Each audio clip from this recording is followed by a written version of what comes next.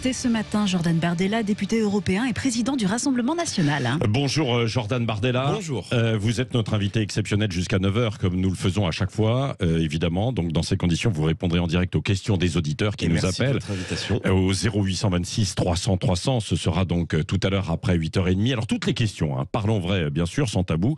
Votre stratégie face à la réforme des retraites, vos solutions, les questions sur l'évolution de la France, l'économie, l'immigration, la société, la guerre aussi peut-être en Ukraine, mais aussi le positionnement aujourd'hui du RN. Commençons donc par la nouvelle journée de mobilisation hier contre la réforme des retraites. Alors, un peu moins de monde, mais ça reste important. Est-ce que vous y voyez un signe d'une forme de démobilisation ou pas ? Écoutez, je pense qu'il y a beaucoup de façons différentes de contester cette réforme des retraites. Il y a beaucoup de gens qui sont descendus dans les rues. Vous avez raison que la mobilisation était un peu moins importante, mais tout de même très significative.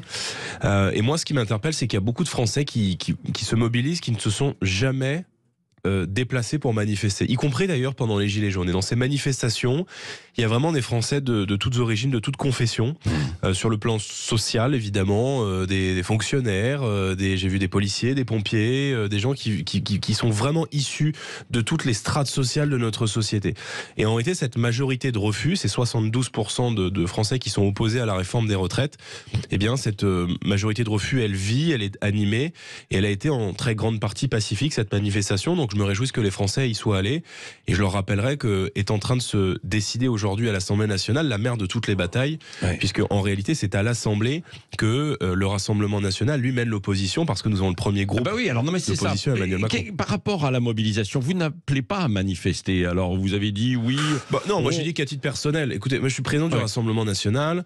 On a le premier groupe d'opposition à l'Assemblée. Ces manifestations sont organisées par des syndicats qui ont fait savoir qu'ils ne souhaitaient pas voir les dirigeants du Rassemblement national à côté. Moi, je suis assez mal à l'aise de manifester à côté de M. Berger ou de M. Martinez qui ont voté pour Emmanuel Macron au second tour de l'élection présidentielle et qui viennent 6 mois après organiser des manifs contre sa politique, une politique pour laquelle ils ont voté.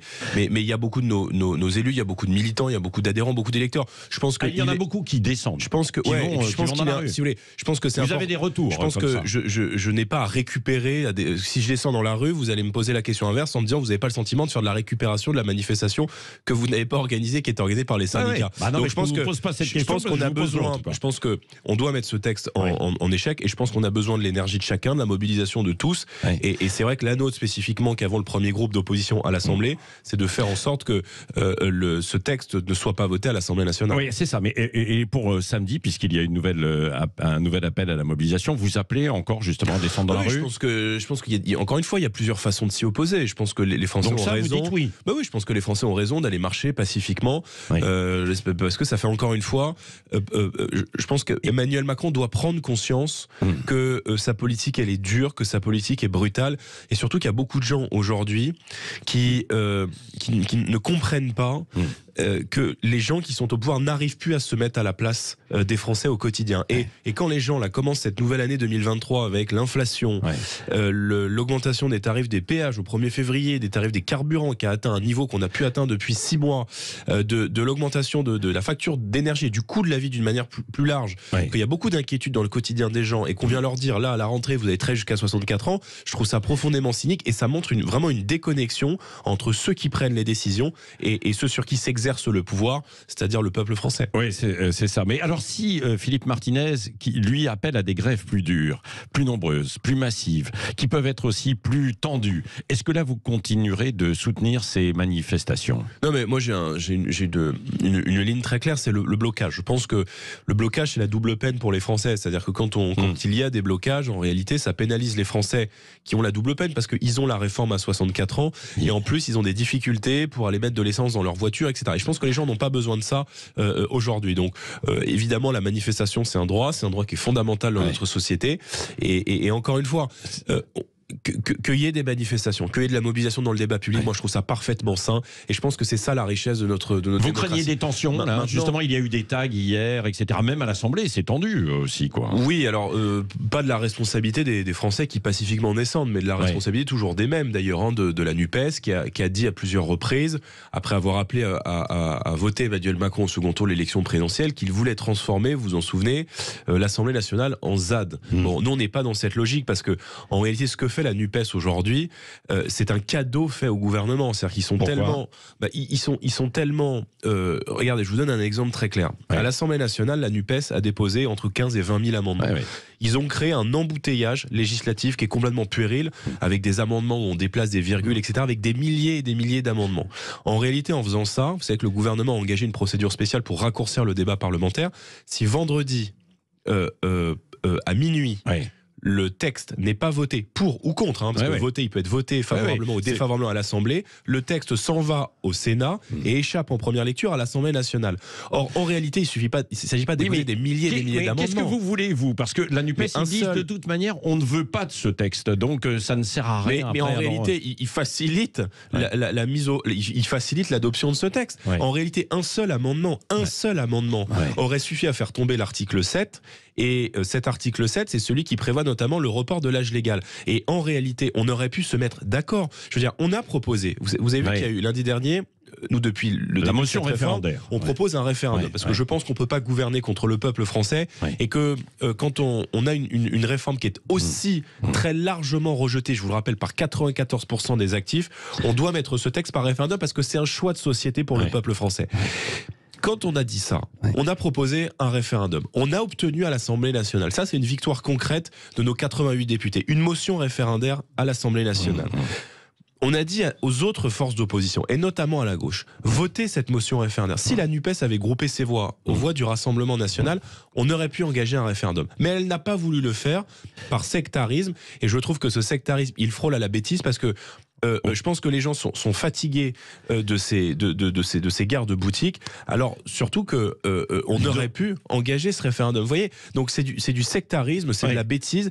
Et la NUPES préfère, si vous voulez, avantager Emmanuel Macron plutôt que de défendre l'intérêt général. Jordan Bardella, que l'on comprenne bien, vous seriez prêt à voter cette réforme s'il n'y avait pas l'article 7, c'est ça? Mais ce serait quoi?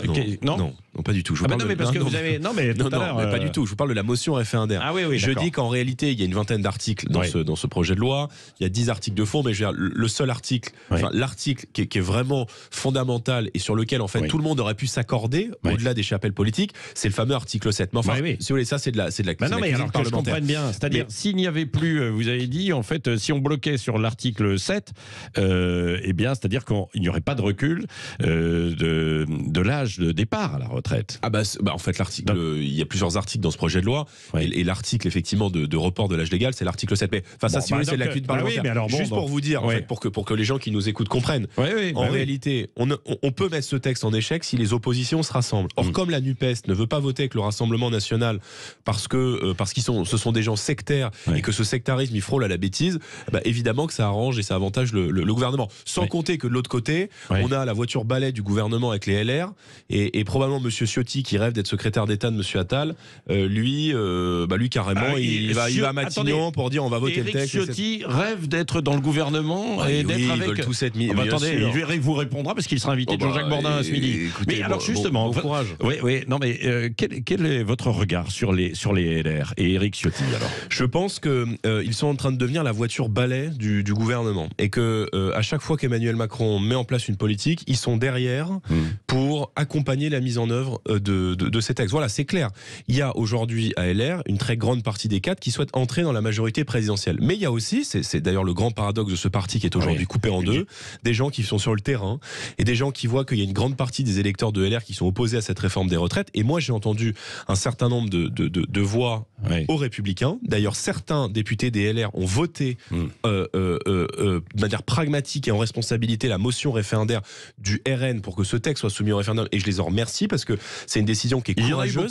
C'est une décision qui est courageuse. Il y en a une petite dizaine, mais sur 60, ce qui n'est pas négligeable du côté des LR, parce qu'ils sont sur le terrain et qu'ils voient dans leur circonscription des gens leur dire mais monsieur le député, mais comment on peut nous mettre cette réforme des retraites qui est injuste, qui est inefficace. Je veux dire, le président du Conseil d'orientation des retraites, il nous le dit d'ailleurs, globalement les dépenses de retraite sont stables à l'horizon 2070, premièrement, et deuxièmement... Après, tout dépend aussi de l'évolution de notre économie. Et deuxièmement, c'est-à-dire que la politique de... Non mais attendez, c'est très intéressant ce que vous dites, c'est-à-dire que la politique d'Emmanuel Macron, elle est en fait c'est le pire des pires scénarios envisagés par le Conseil d'orientation des retraites. C'est-à-dire que même les gens en France chargés de faire les projections aujourd'hui dans l'économie française n'avaient pas anticipé qu'Emmanuel Macron serait aussi mauvais.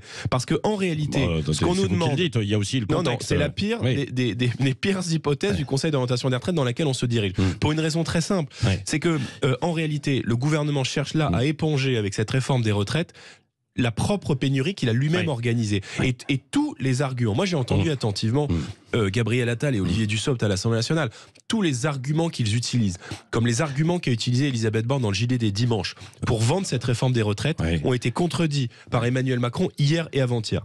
En 2017, Emmanuel Macron disait pas de problème, on touche pas aux retraites. En 2019, Emmanuel Macron disait jamais je ne toucherai à l'âge de départ légal parce que déjà à 62 ans, tout le monde peut changer d'avis. Même Marine Le Pen a changé d'avis. Voyons, c'est toujours notre faute. Non mais c'est changé d'avis aussi. Bien sûr. Donc 2019, fallait pas toucher à l'âge de départ légal parce qu'il disait à l'époque, il y a beaucoup de gens qui n'iront pas jusqu'à 62 ans.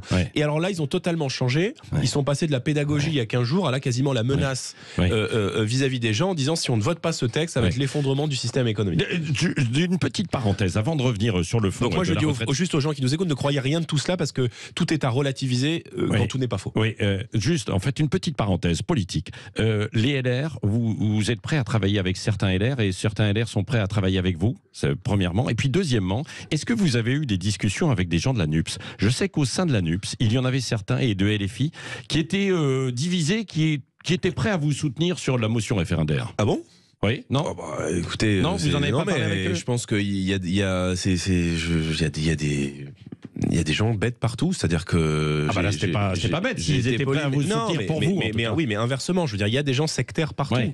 Il y a des gens sectaires à LR, il y a des gens sectaires à la NUPES, etc.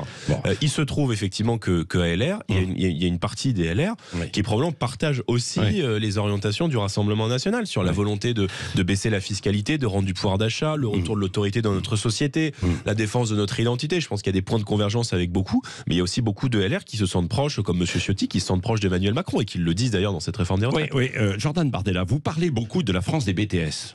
Oui, c'est ça. Non mais je vous ai entendu. Parce que je pense que ça va être la première victime de cette réforme. Alors c'est ça. Alors bon, eux ils travaillent à 21, 22 ans. S'il y a 43 annuités, ça veut dire qu'ils partiront à 64 ans du coup. Bah oui. Donc vous défendez toujours les 43 annuités tout de même ou pas?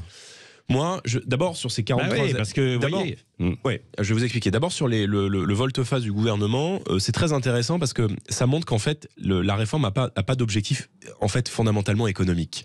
C'est-à-dire que en renonçant aux 44 annuités pour passer aux 43 annuités, pour avoir l'aval des Républicains, comme l'a annoncé Elisabeth Borne dans le JDD... d'abord, il faut que les gens qui nous écoutent comprennent que les apprentis seront quand même en très grande partie exclus de cette modification parce que les anciens apprentis, les nouveaux. En réalité, parce qu'il faut commencer à travailler avant 21 ans, avoir fait 5 trimestres à un niveau 5 trimestres plein, à un niveau qui est équivalent au SMIC. Donc pas tout le monde ne pourra en bénéficier. Et moi, je vois beaucoup de gens, d'artisans, de gens qui travaillent dans le BTP, qui nous ont dit on va devoir racheter quand on arrivera à la retraite nos trimestres pour pouvoir partir à la retraite à 60 ou à 62 ans. Premièrement. Deuxièmement, je pense que cette réforme, elle va pénaliser la France des BTS. Parce qu'en réalité, cette réforme, elle protège, elle ne touche pas à la durée de cotisation de ceux qui ont commencé à travailler très tard.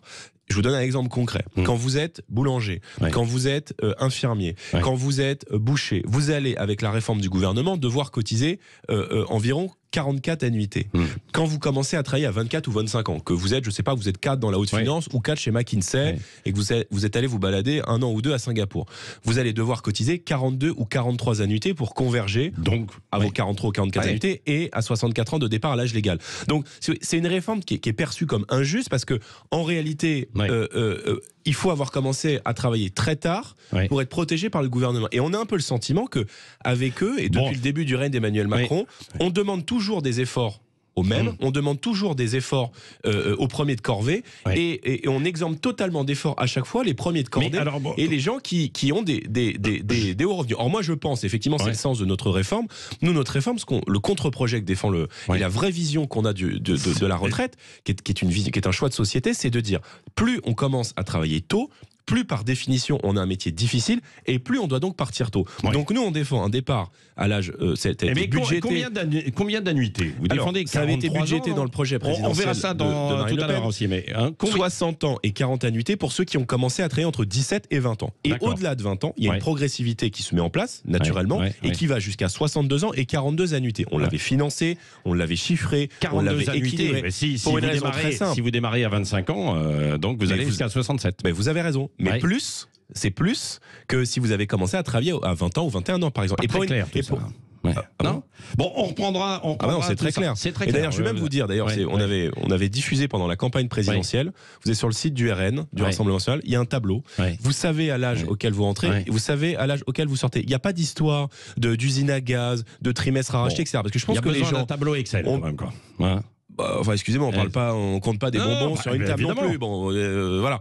Donc, ce que je dis, c'est que on était probablement les mieux disants, les plus lisibles. Et je pense que dans le système de retraite aujourd'hui, il y a besoin de simplification, Ouais. il y a besoin de lisibilité, parce que Ouais. là, les gens qui nous écoutent, je pense qu'il n'y en a pas beaucoup qui sont capables de se dire, mais avec la réforme du gouvernement, je vais partir à tel âge, parce que ça Ouais. change tout le temps. Ça, On nous dit, bah là, il y aura des critères Ouais. après une visite médicale à 45 ans. Ouais. D'ailleurs, les professionnels de la médecine de santé se disent, mais en fait, on n'est même pas nombreux aujourd'hui Ouais. pour Ouais. faire les visites à l'heure actuelle, donc on ne pourra pas le faire avec tout le monde à partir de 45 ans. Donc en réalité, cette réforme, pour que tout le monde comprenne, c'est la double peine, c'est-à-dire que c'est à la fois la hausse des efforts pour les Français les plus modestes, Oui. c'est la baisse des pensions, parce que c'est ça l'objectif. Et Oui. il y a beaucoup de gens qui ne pourront pas aller jusqu'à Jean- 64 ans, Oui. qui partiront avec une décote. Et j'en termine, c'est évidemment une réforme qui va être douloureuse parce qu'elle est injuste et qui sera économiquement inefficace. mais- Je vous rappelle que l'espérance de vie en bonne santé, elle stagne dans notre pays et qu'elle est à 64 ans pour les hommes.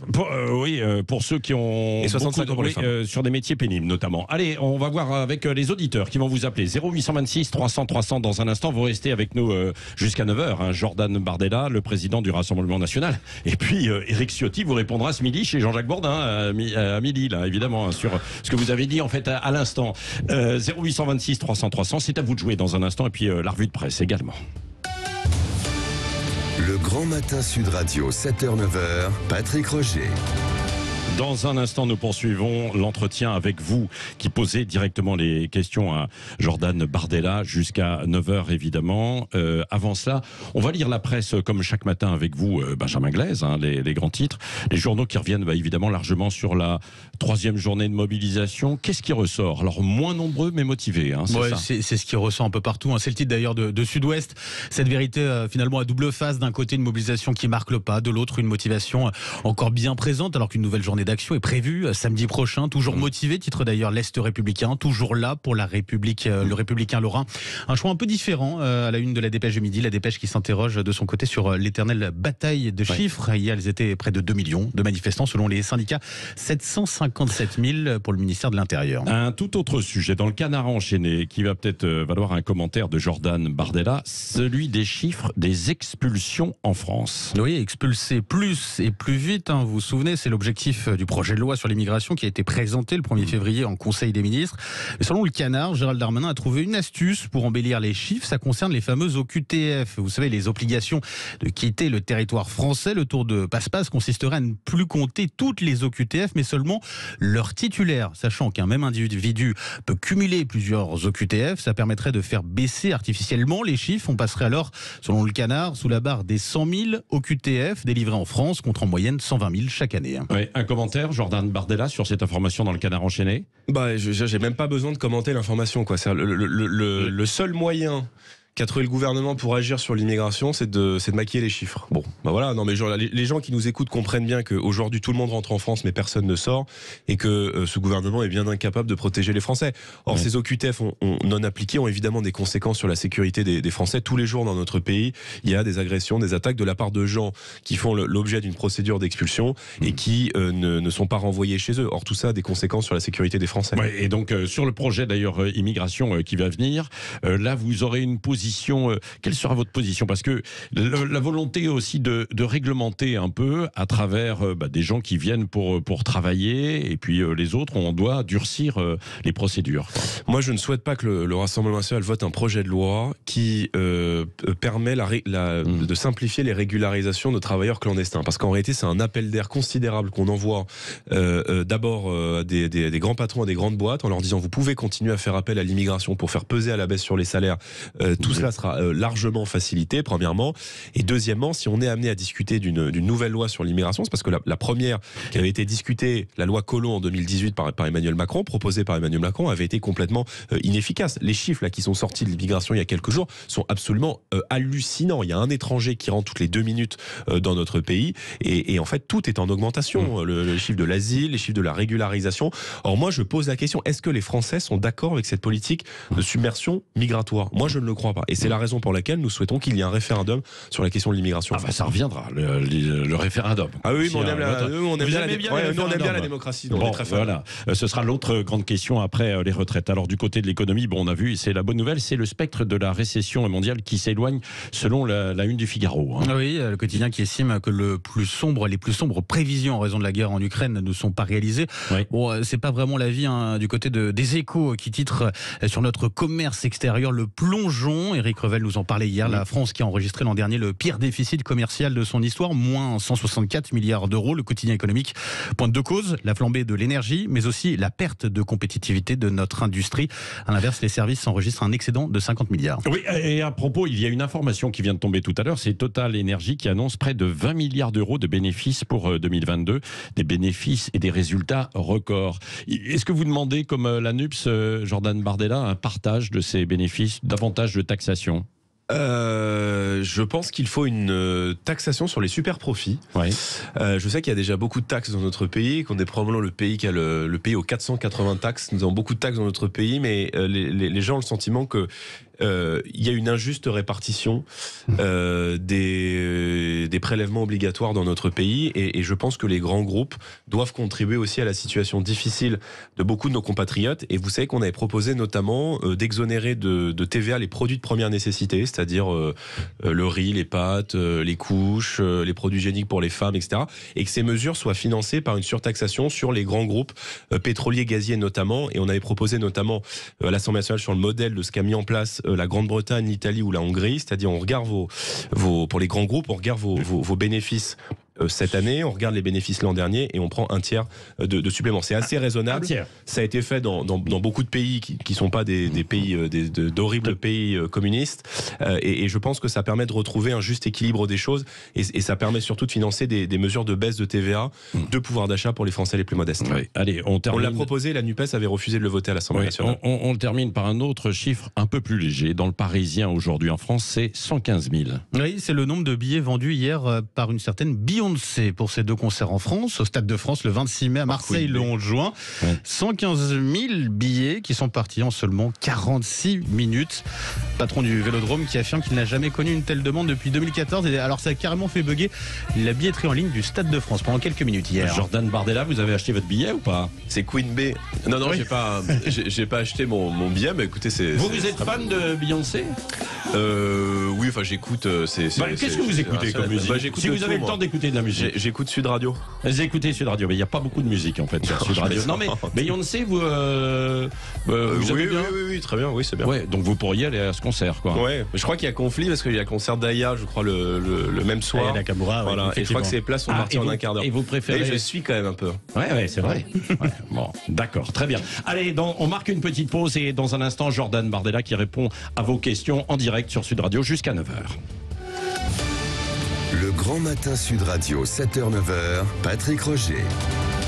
Avec Jordan Bardella qui est notre invité jusqu'à 9h et vous au 0826 300 300 vous pouvez continuer d'appeler, je sais que vous êtes très nombreux, vous allez donc lui parler en direct. Juste avant cela, une petite question Jordan Bardella, une mise au point à propos des tensions là. Est-ce que vous avez des nouvelles de l'enquête sur les messages reçus par vos collègues députés femmes RN donc pour leur dire que leur enfant était hospitalisé etc., pour les éloigner de l'Assemblée nationale? Vous avez dit que vous alliez mener une enquête, vous avez accusé accusez la NUPES d'ailleurs. Non seulement, non, mais j'accuse personne. C'est vrai que la NUPES a des méthodes quand même qui sont assez particulières. On l'a vu là, de quitter les bancs de l'Assemblée, etc. Mais d'une manière plus générale, ces méthodes sont des méthodes de voyous. Et pour faire, alors il faut juste que les gens qui nous écoutent comprennent bien. On a parlé tout à l'heure de la motion référendaire. Pour que cette motion référendaire puisse être mise aux voix à l'Assemblée nationale, il fallait que tous nos députés soient là. Il y a plusieurs de nos députés femmes qui ont reçu des messages vocaux anonymes à quelques minutes du vote pour les inciter à quitter l'hémicycle, dans laquelle la personne qui a appelé se présentait comme le représentant d'un hôpital de leur circonscription, en leur disant que l'un de leurs proches était à l'hôpital et qu'il était nécessaire qu'elle quitte immédiatement l'hémicycle pour se rendre sur place. Donc pour faire un truc aussi tordu, il faut avoir une connaissance quand même parfaite du fonctionnement de l'Assemblée nationale. Donc nous avons déposé plainte, nous allons trouver, et ces méthodes en tout cas sont parfaitement inadmissibles. Qui derrière? Si je le savais, il y a une enquête qui est moi, en cours. J'ai ma petite idée, mais on verra. Et la justice vous n'accusez pas la NUPES alors? Dira non, je n'accuse pas la NUPES. Je dis que nous avons reçu des intimidations, qu'il y a aussi des députés de la majorité présidentielle, et notamment la présidente de la commission des affaires sociales, qui est censée administrer un peu le débat sur les retraites en commission, qui a reçu des lettres d'intimidation aussi. Donc on voit bien qu'il y a un climat de violence aujourd'hui, y compris à l'égard de gens qui contestent la réforme. Et à propos de la NUPES, d'un mot aussi, et les filles a applaudi le retour d'Adrien Quatennens hier, et vous? C'est très particulier quand même. C'est-à-dire que c'est des gens qui ont passé leur temps à donner des leçons sur les violences faites aux femmes, d'ailleurs très souvent à juste titre sur le fond, à faire comme si à chaque fois la parole des femmes était à chaque fois non pas c'était une vertu sacrée, dans le sens où même sans procès, etc., il fallait démissionner. Or, on s'aperçoit qu'avec Monsieur Quatennens, il n'y a pas de problème. C'est-à-dire que ces leçons de morale et ces leçons de vertu, elles valent pour toute la classe politique, elles valent pour toute la société, sauf pour la gauche, sauf pour la NUPES quand ça les concerne. Et Julien Bayou, je trouve ça profondément aussi de retour à l'Assemblée. Écoutez, il y a enquête, pas enquête. Enfin, moi, je suis respectueux du droit. C'est-à-dire, il y a présomption d'innocence quand il n'y a pas condamnation. Quand il y a condamnation, il doit y avoir démission, etc. Mais juste, je pense que Adrien Quatennens aurait pu démissionner et se soumettre à nouveau au suffrage des Français, parce que moi je suis très gaulliste dans cette manière de penser. Je pense que le seul souverain en démocratie, c'est le peuple français, et donc il aurait pu démissionner et se soumettre à l'avis du peuple français par une nouvelle élection dans sa circonscription. Et le peuple qui est au 0826 300 300, Jordan Bardella pour vous, c'est Frédéric de Blagnac qui est avec nous. Bonjour Frédéric. Oui, bonjour à tous, bonjour M. Bardella, bonjour. Bonjour. Bonjour. Alors moi, j'ai une question un petit peu d'ordre général qui s'adresse à vous, mais qui s'adresse également, je dirais, à tous les représentants politiques. Nous assistons à des débats, et malheureusement, nous avons des débats qui sont de plus en plus portés sur l'invective, et qui, quelque part, à un moment donné, nous ennuient, et notamment le dernier débat, quand il y a eu l'interview d'Elisabeth Borne, où après vous avez assisté avec d'autres personnes. Au départ, c'est intéressant, puis après, il y avait beaucoup d'invectives. Donc, je pense que ça nuit au débat, et peut-être revenir à plus de pédagogie pour qu'on puisse au moins comprendre dans un climat apaisé. Autrement, on a l'impression d'être dans une cour d'école où tout le monde se reproche ce qu'il a fait précédemment, et ça ne fait pas avancer le débat, et notamment sur la retraite. C'était un petit peu ennuyeux parce qu'il y avait des sujets importants à traiter, et qui, à un moment donné, étaient noyés. On n'a qu'une seule envie, bien, à un moment donné, c'est de zapper, quoi. Plus de pédagogie, vous dites. Mais comment faire Jordan moi, je suis parfaitement d'accord avec vous, mais si vous voulez, en réalité, ça vient pas de notre fait. C'est-à-dire qu'à l'Assemblée nationale, vous savez, on nous a souvent reproché la stratégie de la cravate, nos députés sont trop sérieux, mais parce qu'on fait aussi ce pari de la crédibilité. Et c'est vrai qu'on nous reproche souvent dans ce débat des retraites, on dit oui, mais alors vous n'êtes pas assez audible, etc. C'est vrai qu'on n'est pas ceux qui hurlent le plus fort. C'est ce qu'est en train de faire la NUPES, mais la manière dont s'est comportée la NUPES à l'Assemblée nationale, qui a consisté à chaque fois que il y avait un intervenant qui n'était pas issu de ces bancs, c'est-à-dire soit de la majorité, soit du Rassemblement national, à hurler, à crier, à quitter l'hémicycle, etc. Je pense que ça nuit au débat démocratique, et ça nuit surtout à l'image que les gens ont. En fait, la retraite, c'est un débat qui est un choix de société, mais c'est un débat qui est technique, il faut comprendre, il faut de la pédagogie, etc. Et c'est vrai que le comportement d'une grande partie de l'échiquier politique, et notamment de la NUPES, qui revendique d'ailleurs cette méthode-là, qui revendique de vouloir transformer l'Assemblée en ZAD, je pense, nuit beaucoup à la compréhension du débat par nos concitoyens. Oui. Et c'est le simple fait, encore une fois, je suis désolé, j'y reviens, mais de ne pas vouloir voter quelque chose qui est proposé par le RN, qui est aussi proposé par la NUPES, au motif que ce sont des gens de chez nous qui le proposent et que la NUPES ne veut pas grouper ses voix avec le Rassemblement national. Ça, je pense que les gens ne comprennent pas. Et je pense que ceux qui ne comprennent pas en premier lieu, c'est les électeurs de la NUPES qui ont voté quand même pour la NUPES contre le saccage social d'Emmanuel Macron. Abdelkader de Montpellier est avec nous. Bonjour Abdelkader. Oui, bonjour, et bonjour à Jordan Bardella. Bonjour monsieur. Ouais. Alors, moi, je voulais vous parler un petit peu, vous savez, des sujets qui m'intéressent. Mon prénom, Abdelkader, vous savez, vous dit, Vous êtes d'origine. Voilà, comme vous d'ailleurs, Monsieur Bardella, je sais que vos parents sont d'origine italienne. Moi, je suis d'origine marocaine. Donc, alors, j'ai un bac plus 11. Vous, je sais que vous avez arrêté vos études au 3e année à la Sorbonne de géographie. Ouais. Et moi, vous savez pourquoi je vous appelle? Parce que mon itinéraire est incroyable. Moi, je suis arrivé à 19 ans en 82 pour obtenir un diplôme de pharmacien biologiste pour retourner au Maroc. Ouais. Finalement, j'ai observé la France et j'en suis tombé amoureux. Donc, j'ai décidé de rester. Et votre question alors, Abdelkader? Attendez, juste pour vous dire que la France m'a tellement donné de chance. Parce que j'ai trouvé la justice, l'équité. Vous savez, j'ai rejoint l'un des plus grands groupes de biologie française, le groupe Innovie Labo Sud, et je gère carrément un site de biologie médicale. Vous vous rendez compte, je viens d'un village qui était inconnu, et la France m'a donné cette chance. Et ce groupe-là, non plus, il m'a donné la chance à moi, mais même à ma fille, qui est en train de faire la promotion de ce groupe en Afrique, au Moyen-Orient. Et donc, pour vous dire que la France, c'est un grand pays, c'est un pays qui est extraordinaire. Et vous êtes en train de le rendre et de parler de la France pour les Français, de la théorie du remplacement. Mais je ne crois pas. Vous vous sentez rejeté, si je traduis, Abdelkader, rejeté par les discours du RN, quoi, c'est ça? Oui, voilà, à tel point que maintenant, je me dis peut-être que je vais finir ma carrière pendant ma retraite au Maroc. Oui. Bon, alors, Abdelkader, Jordan Bardella, quand il entend des discours du RN, il se dit je me sens rejeté, quoi. Alors que j'ai beaucoup donné et que la France m'a beaucoup donné. Peut-être la caricature qui est faite de notre discours, parce que vous avez raison de rappeler, monsieur, que j'ai un parcours. Alors, j'ai pas le parcours scientifique universitaire aussi brillant qui est le vôtre, mais il y a beaucoup de gens issus de l'immigration qui n'étaient pas d'ici, qui sont devenus d'ici. C'est-à-dire qu'en arrivant en France, on fait cet effort de devenir français à part entière, de participer de cette même communauté de destin qui s'appelle la France, d'aimer la langue, d'aimer la culture, d'aimer les coutumes, et de vouloir transmettre aussi aux enfants qu'on a pu faire sur le sol français l'amour de la France. Mais c'est vrai que cet effort exigeant, qui s'appelle l'assimilation, qui consiste à abandonner aussi dans son pays d'origine une partie de sa culture de départ pour se fondre dans la communauté nationale, c'est un effort que beaucoup de générations d'immigrés ont fait. C'est un effort qu'a fait mes parents, que probablement d'ailleurs vous avez fait aussi, d'ailleurs par le parcours que vous décrivez. Mais ce qui dérange beaucoup de gens aujourd'hui, c'est que cet effort n'est plus demandé aux générations qui arrivent. Et on a un peu le sentiment aujourd'hui que c'est venez comme vous êtes, quoi. C'est-à-dire vous arrivez en France avec vos bagages, votre langue, vos coutumes, votre conception de la femme, etc. Et c'est venez comme vous êtes, quoi. C'est-à-dire on vous demande plus rien, on vous demande plus de maîtriser la langue. Bon.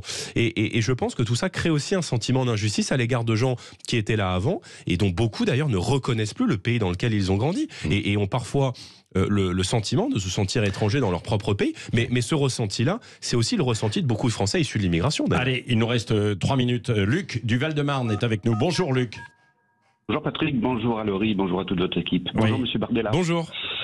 Monsieur Bardella, jour après jour, nous recevons de la communauté européenne des injonctions économiques et sociétales qui créent d'importants et d'irrémédiables bouleversements dans notre société et la perte de souveraineté de notre pays. Selon vous, Monsieur Bardella, qui êtes au cœur en tant que député européen, quel est le but profond de ces élites européennes mais aussi financières internationales qui ont pour obsession de remodeler nos sociétés avec les mêmes populations, les mêmes lois et les mêmes règles? Et surtout, Jordan Bardella, comment pouvons-nous détruire rapidement ce système mortifère? Bon, voilà. Alors moi, je veux tout changer sans rien détruire. Et en réalité, le visage de l'Europe a considérablement changé. C'est-à-dire qu'il y a quelques années, l'Europe était celle de Hollande, de Merkel et de Matteo Renzi.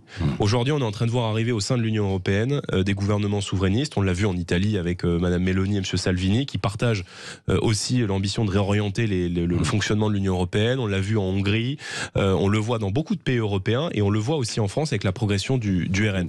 Je pense que l'Union européenne a pour projet de démanteler, de déconstruire les nations.